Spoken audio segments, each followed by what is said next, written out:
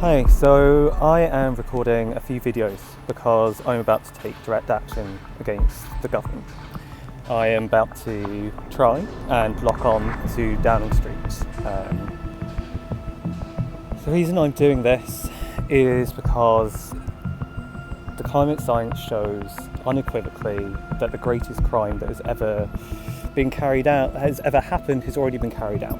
We've already seen some of the victims, but most of the victims are yet to come.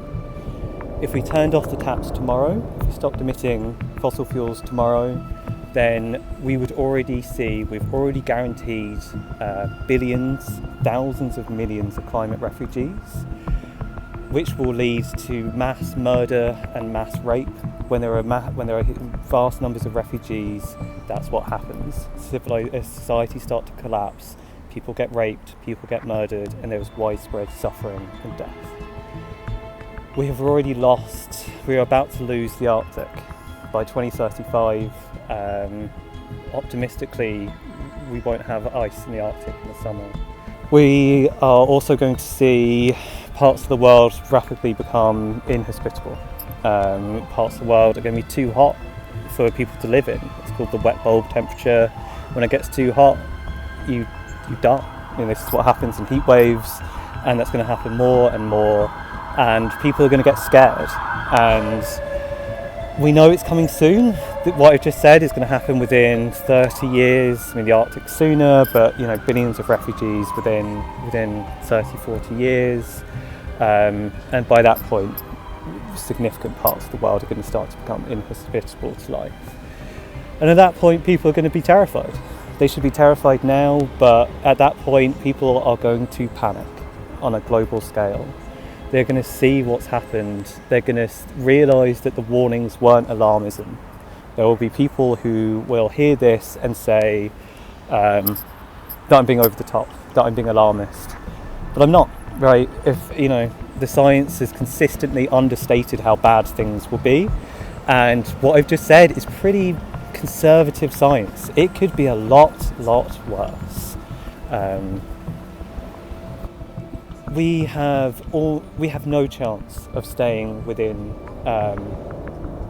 safe limits. The original safe limit set by the IPCC was 1 degree.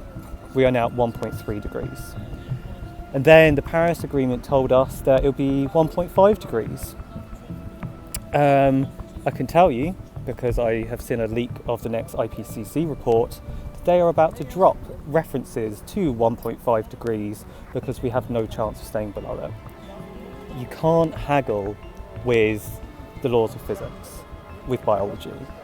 We keep on acting as if we can keep on emitting more, and somehow, if we keep on saying that this new safe limit is fine, and this is not true. Physics doesn't give a shit. It is going to happen, and it's going to happen soon, and it's happening rapidly. And the people who carried out this crime, the people who have killed, who put at stake billions of lives, are still in power. They're still committing the crime. They're still profiting from this crisis. Nothing's happened to them. They're still getting away with greenwashing. We've still got BP saying they want a renewable energy revolution. We've still got the government saying that they're funding renewable energy projects. It's a fucking lie. It is when they throw 100 million at some climate projects, and I say that's not enough. People say, it's a good start. No, it's not.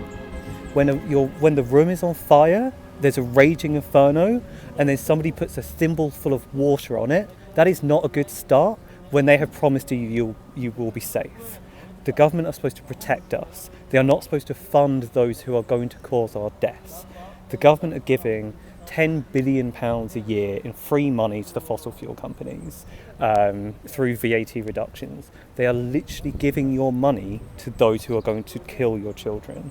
That is not defending us. That is why I'm taking action against this criminal government for their crimes against humanity that they've already carried out, and if we don't stop them, they will carry on.